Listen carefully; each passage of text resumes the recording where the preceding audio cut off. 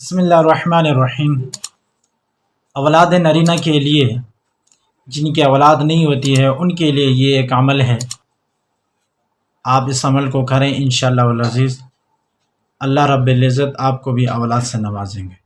ویسے عقیدہ تو یہ ہونا چاہیے کہ اولاد تو اللہ ہی دیتے ہیں، اسی لیے ہم کسی پیر کے پاس، کسی جعلی پیر کے پاس جانے کے بجائے خود قرآن پڑھیں اور اللہ سے دعا کرتے رہیں، انشاءاللہ العزیز اللہ ہمیں بھی اولاد سے نوازیں گے۔ میں آپ کو جو عمل بتاؤں گا یہ ایک قرآنی عمل ہے، ایک قرآن کی آیات ہے، اس کو آپ نے پڑھنا ہے۔ اس آیات کو پڑھ کر آپ دعا کریں گے انشاءاللہ العزیز اللہ آپ کو بھی اولاد سے نوازیں گے۔ وہ آیت جو آپ کی اسکرین میں نظر آ رہی ہے، اس آیت کو آپ 11 مرتبہ پڑھیں۔